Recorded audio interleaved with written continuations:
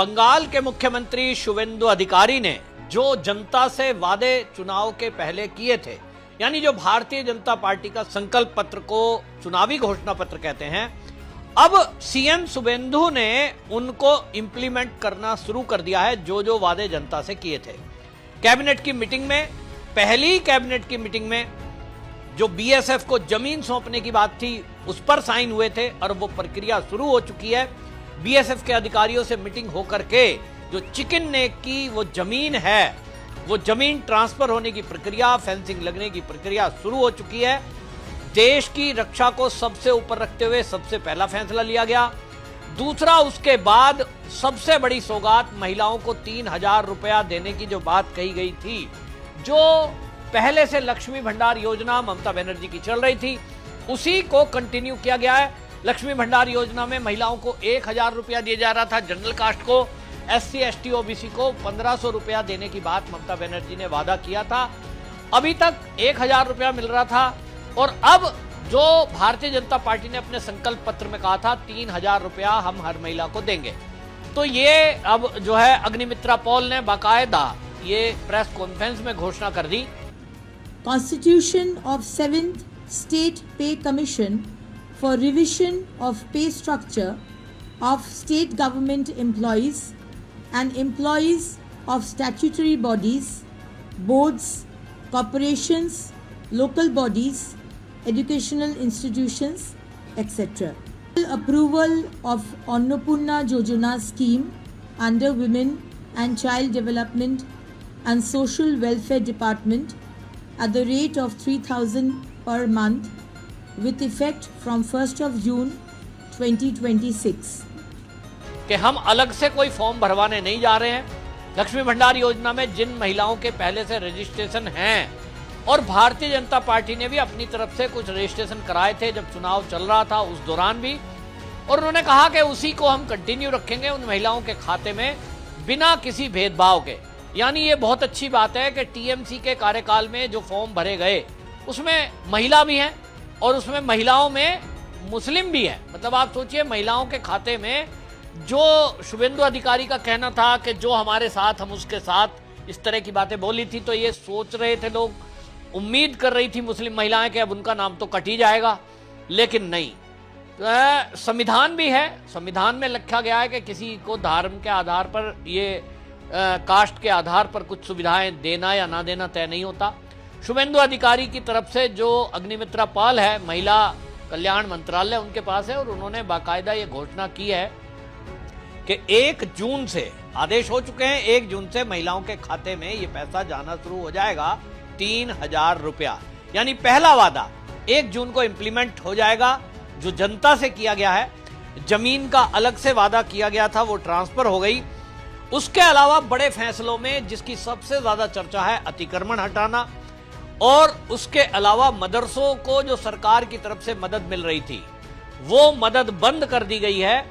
मौलाना मौलवियों की जो तनख्वाह दी जा रही थी वो बंद कर दी गई है। ये ममता बनर्जी की तरफ से कोर्ट के आदेश के बावजूद मुआज्जिम को जो तनख्वाह दिया जा रहा था, मदरसों को जो ऐड दी जा रही थी, जिसको बाकायदा हमारे संविधान में, बाबा साहब अंबेडकर के संविधान की बात के विपक्षी दल करते हैं, उसमें साफ मना है कि धर्म के आधार पर कोई आरक्षण नहीं रहेगा। लेकिन ममता बनर्जी ने 77 ऐसी जातियों को जो मुस्लिम हैं और उन जातियों को ओबीसी में शामिल करके उनको आरक्षण दिया गया, नौकरी भी दी गई, वो आदेश रद्द कर दिया है। और अब मुझे लगता है कि वो जो उस आरक्षण के बेस पे नौकरी भी पाए होंगे सरकारी, उसमें भी कोई ना कोई, तो अब हाईकोर्ट का तो ऑलरेडी आदेश है, इस पर सरकार इस पर संज्ञान लेगी और वो नौकरियों से भी बाहर जाएंगे। क्योंकि एससी एसटी ओबीसी जो हमारे देश के हैं, कहीं ना कहीं उनके हक पर यह डांका डालने वाली बात है। मुझे ताज्जुब इस बात का है कि राहुल गांधी इस मुद्दे पर पूरी तरह मौन रहे, वामपंथी पूरी तरह इस मुद्दे पर मौन रहे। देश का मीडिया इस पर एक खबर नहीं उन्होंने चलाई कि एससी एसटी ओबीसी का हक मारकर ममता बनर्जी ने जो ओबीसी है, एससी एसटी हैं, उनका आरक्षण मुसलमानों को दे दिया। सबको लग रहा है कि चलने दो, तुष्टीकरण मीडिया भी करेगा। ये तो ताज्जुब की बात है, मीडिया को तो खबर दिखानी ही चाहिए थी, लेकिन ममता बनर्जी के विरुद्ध कोई बोलने की हिम्मत नहीं कर रहा था। ये क्या कारण था? डरे हुए थे सभी सब ये जो बड़े बड़े सैटेलाइट चैनल है, भाई ये भी क्या ममता बनर्जी से डरते थे? कोई लोग कह रहे हैं डरते नहीं थे, ये बड़े चैनल है, इनकी तो पहुंच बहुत है। मामला कुछ और था, ये भी अलग मैटर है। लेकिन अब कुल मिलाकर बात यह है कि इस पर किसी ने बात नहीं करी, और पहली बात करी तो भारतीय जनता पार्टी ने की। और अब जो ये जिस तरह के भत्ते बंद हुए हैं, उससे आपको ये भी बता दूं कि ये जो मदरसे हैं, इनको कहां से ऐड मिलती है? इनको मिलता है जो वक्फ बोर्ड बना हुआ है, उनके पास अरबों रुपए की संपत्ति है।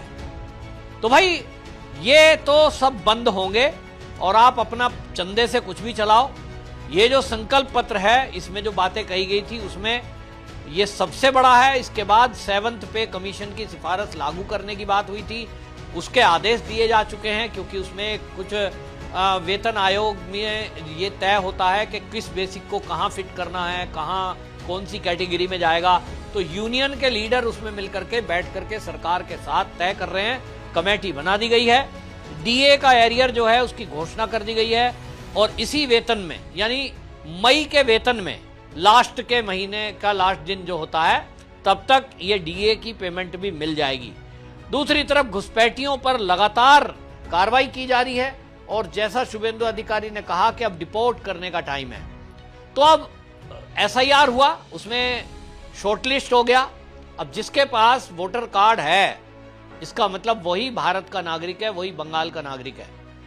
पूछा जाएगा वोटर कार्ड दिखाओ, नहीं है, इसका मतलब आप बांग्लादेश के हो, चलो बाहर। ये जो काम चलेगा, इसके अलावा टोलाबाजी, कटमनी, अवैध वसूली, इस पर नकेल लगी तो पूरी जनता को राहत मिली। और सब लोग कह रहे हैं कि बंगाल में हम तो 1947 में देश आजाद हुआ, हम तो 2026 में आजाद हुए। बोले सांस लेने तक की जगह नहीं थी। आप रोड पर चलिए तो वहां रेडी वाले खड़े हैं, सब घुसपैठी है। हम रेलवे स्टेशन पे जाएं, वहां रेडियां लगी है, दुकान लगी है, पैदल चलने तक की जगह नहीं। ये सब चीजें देखा, दूसरी तरफ विकास का काम रुका हुआ हमने देखा। तो अब सोचिए, मैं जब छोटा था और मैं गया हूं कोलकाता, वहां ट्राम मैंने पहली बार देखी। ट्राम, आप में से कोई अगर कोलकाता नहीं गया है, अब तो दोबारा चली है। ममता के कार्यकाल में उसको बंद कर दिया गया, क्योंकि रोड पर ट्रैफिक इतना था, और जगह जगह जो ये जिहादी मानसिकता के लोग हैं, ये ठेली रेडी लगाकर खड़े थे। तो ट्राम जो एक पहचान थी कोलकाता की, उसको बंद कर दिया गया। अंग्रेजों के जमाने में वो रेलवे लाइन बिछाई गई थी पूरे शहर में, और उस पर वो चलती है, बड़ा धीरे धीरे चलती है, लोग उसमें बैठो उतरो, कहीं भी जाओ पूरे शहर में, मार्केट में ले जाने के लिए एक सुगम साधन ये था। और कई फिल्मों में भी हमने देखा है बचपन में, मैं तो उसमें एक्चुअल में भी बैठा हूं। लेकिन ममता बनर्जी की सरकार आने के बाद घुसपैठियों का जो कब्जा सड़क पर रहा, उसके कारण वो ट्राम बंद हो गई। अब वो ट्राम भी दोबारा चली है। तो भाई दोबारा से उसकी घंटी बजी, दोबारा से वो रोड पर चली। लोगों ने कहा चलिए, कलकत्ता की जो पहचान थी कोलकाता की, वो वापस आई है, वो भी शुभेंदु सरकार के राज में। तो इसीलिए कह रहे हैं कि अभी तक तो हम गुलामों की जिंदगी जी रहे थे। बोल नहीं सकता कोई एक आवाज उठाएगा, उसको पकड़कर पीट देंगे। अगर पुलिस को बुलाएगा तो पुलिस उल्टा उन्हीं को पकड़ेगी जो रिपोर्ट लिखा रहे हैं, क्योंकि उन्होंने टीएमसी का तमगा पहन रखा है, टीएमसी के कार्यकर्ता कहलाते हैं। और जिसके ऊपर टीएमसी का तमगा लगा है, उसको तो ना पुलिस कुछ कहती है, और आम पब्लिक का तो सवाल ही नहीं है। तो लोग चुपचाप सहन कर रहे थे। जिनको सहन नहीं हो रहा था, उन्होंने कोलकाता, बंगाल छोड़ दिया कि भाई हमसे सहन नहीं हो रहा, यहां नहीं रह सकते, तो उन्होंने छोड़ दिया। लेकिन जो रह रहे थे, गुलामों की जिंदगी। आप सोचिए, महिलाओं को उठाकर ले जाएं गुंडे, 2-2, 4-4 दिन सामूहिक रेप करें, और जब मर्जी आए छोड़ें। हिंदू महिलाओं की यह हालत थी। किसी मीडिया में यह खबर नहीं थी, कहीं कोई चर्चा नहीं थी, क्योंकि ममता बनर्जी की पुलिस एफआईआर दर्ज करेगी और फेक न्यूज फैलाने के जुर्म में गिरफ्तार कर लेगी। ये सब गुंडागर्दी चल रही थी। मैं तो जान के ताज्जुब हूं, मुझे एक पत्रकार बंगाल से बता रहे थे, वो कह रहे थे कि इनको टीएमसी वालों को लग रहा था कि 4 तारीख में रिजल्ट जब आएगा हम ही जीतेंगे, और इसलिए इन लोगों ने पहले से प्लान बना के चले थे कि जो हिंदू पुरुष है उनका नरसंहार करना। तो हथियारों का जखीरा इकट्ठा करके रखा था, बमों का जखीरा इकट्ठा करके रखा था। और टीएमसी के जो गुंडे हैं, वो कहते हैं 400 गेस्ट हाउस बुक कर रखे थे कि हिंदू महिलाओं को, लड़कियों को उठा के लाएंगे और यहाँ बंधक बना के रखेंगे और उनके साथ सामूहिक रेप करेंगे महीनों। एक एक महीने के लिए बुक किया हुआ था। कल्पना कर सकते हैं आप किस तरह का घिनौना और विभत्स ये अपराध करने की तैयारी में थे। ये तो भगवान की कृपा हुई, बीजेपी के और संघ के कार्यकर्ताओं की मेहनत हुई, सबने मिलकर के इस किले को ढहा। ये राक्षस लोग थे जो इस तरह की सत्ता में बैठे थे। तो ये तो राक्षसों का किला ढहा है और अब एक नया बंगाल देखने को मिल रहा है जिसमें जो वादे किए गए थे चुनावी, अब ये सरकार उनको पूरा कर रही है और इसी में जनता काफी खुश है। वो कह रहे हैं कि हमको कुछ भी नहीं मिले तो हमको आजादी मिल गई, यही बहुत है। लेकिन जनता बंगाल में क्लीनिंग चाहती है और ये घुसपैठियों को नहीं चाहती है और वो देखना चाहते हैं कि बदमाशों के एनकाउंटर यूपी की तरह होना शुरू हो।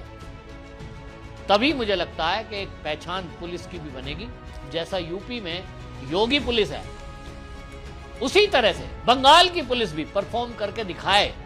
और वो तभी होता है जब पीछे राजनीतिक लोग खड़े दिखाई दें। शुभेंदु अधिकारी पूरी ताकत के साथ पुलिस के साथ खड़े हैं।